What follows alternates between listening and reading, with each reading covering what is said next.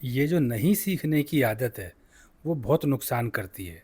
हम कोई भी काम करें, बहुत ज़रूरी होता है कि हम उस काम में आगे से आगे सीखते रहें।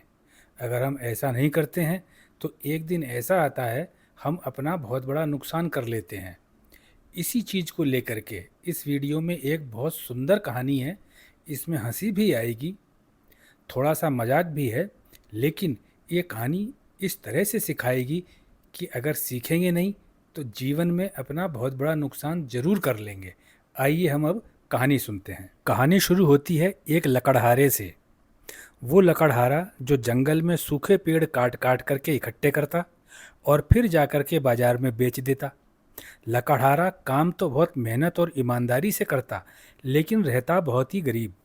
एक दिन लकड़हारे ने देखा, जिस दुकानदार को वो सूखी लकड़ियाँ बेचता है, वो दुकानदार उन लकड़ियों को जला करके कोयला बना देता है और फिर कोयला बना करके बेचता है, जिससे दुकानदार बहुत ज़्यादा पैसे कमाता है। दुकानदार को कोयला बनाते देख करके लकड़हारे को ज़्यादा पैसा कमाने का एक रास्ता मिल गया।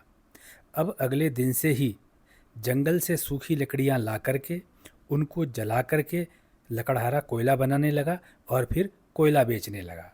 ऐसा करने से लकड़हारा पहले से ज़्यादा पैसे कमाने लगा। इसी तरह से लकड़हारे का काम चल रहा था। अचानक क्या होता है, एक दिन गर्मियों के मौसम में दिन बहुत बुरी तरह से तप रहा था और लकड़हारा कोयला बनाने के लिए जंगल में लकड़ियाँ काट रहा था। उसी समय वहाँ का राजा जंगल से निकलता है। राजा को बहुत प्यास लग रही थी, इसलिए प्यास से परेशान राजा ने लकड़हारे के पास जाकर के उससे पीने के लिए पानी मांगा। लकड़हारे ने प्यासे राजा को पीने के लिए पानी दिया। पानी पी करके राजा लकड़हारे से बहुत खुश हो गया। अब जब राजा वापस अपने महल को जाने लगा, तो राजा ने लकड़हारे को कहा, जब भी तुम शहर में लकड़ियाँ बेचने आओ, तो मेरे पास में महल में ज़रूर आना। कई दिनों के बाद एक दिन जब लकड़हारा कोयला बेचने शहर गया था, उस दिन उसका कोयला बहुत जल्दी बिक गया था और अभी घर जाने में उसके पास में समय था, क्योंकि शाम हुई नहीं थी। इसलिए लकड़हारे ने सोचा, क्यों न राजा के महल भी चला जाए। आखिर में राजा ने खुद ही मुझे इनवाइट किया था। इसलिए लकड़हारा राजा के महल की तरफ चल देता है। महल पहुंच करके लकड़हारे ने महल के बाहर खड़े चौकीदारों को बात बताई कि एक बार राजा जंगल में आए थे, दोपहर में मैंने उनको पानी पिलाया था और राजा ने कहा था, कभी समय हो शहर आओ तो मेरे पास में आना। जब लकड़हारे ने यह संदेशा चौकीदार को दिया, तो चौकीदार ने यह संदेशा राजा के पास में भिजवा दिया। जब चौकीदार ने जाकर के राजा को बताया, तो राजा को याद आ गया।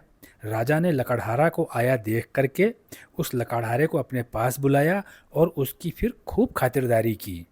जब बहुत देर हो गई, तो लकड़हारे ने राजा से वापस जाने की आज्ञा मांगी। जब लकड़हारा राजा से मिल करके शाम के समय वापस अपने घर जाने लगा, तो लकड़हारे को विदा करते समय राजा ने इनाम में उसको एक पूरा जंगल दे दिया, और जंगल भी ऐसा जिसमें सारे पेड़ चंदन के थे।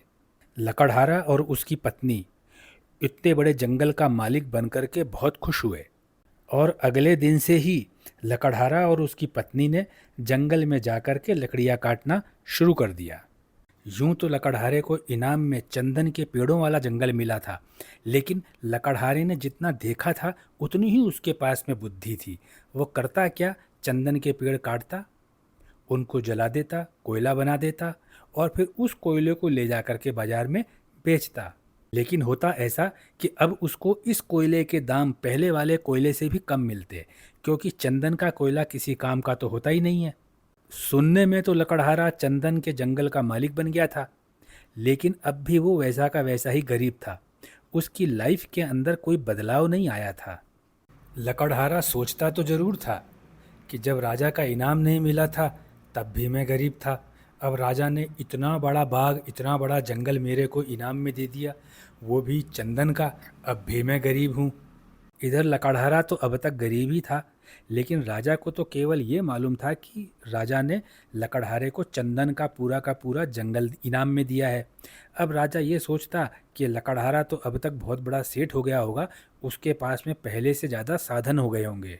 सोते सोते भी राजा सोचने लगता कि लकड़हारा इनाम लेने के बाद में एक बार भी मेरे पास नहीं आया, मुझे मालूम तो करना चाहिए, कहीं ऐसा ना हुआ हो कि लकड़हारे के साथ में कोई बड़ी दुर्घटना हो गई हो।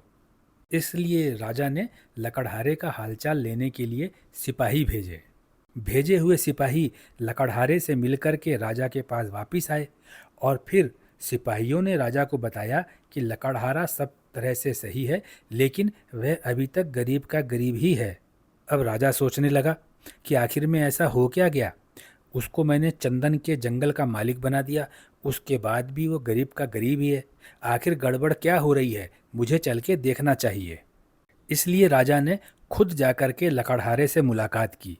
जब राजा ने लकड़हारे को चंदन की लकड़ियों को कोयला बनाते देखा तो राजा ने अपना माथा पकड़ लिया और यह सब देख करके लकड़हारे की पत्नी घबरा गई। राजा ने लकड़हारे को समझाया कि तुम चंदन की लकड़ियां ही बेचो, चंदन का कोयला तो किसी काम का होता ही नहीं है। राजा के कहने से लकड़हारे ने चंदन की लकड़ियों को काट कर बेचना शुरू किया। चंदन की लकड़ियां महंगे दामों में बिकने लगीं और बहुत जल्दी ही लकड़हारा एक अमीर आदमी हो गया। लकड़हारे को केवल इतना मालूम था कि दुकानदार जो उससे सूखी लकड़ियां खरीदता था उनको जला करके कोयला बना देता था और ज़्यादा मुनाफा कमाता था।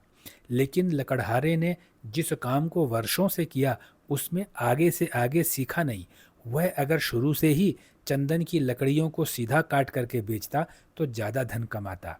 जब भी हम कोई भी काम करें उसकी गहराई में जाना चाहिए और भविष्य में हमेशा कुछ न कुछ उसके अंदर नया सीखने की आदत को बनाए रखना चाहिए।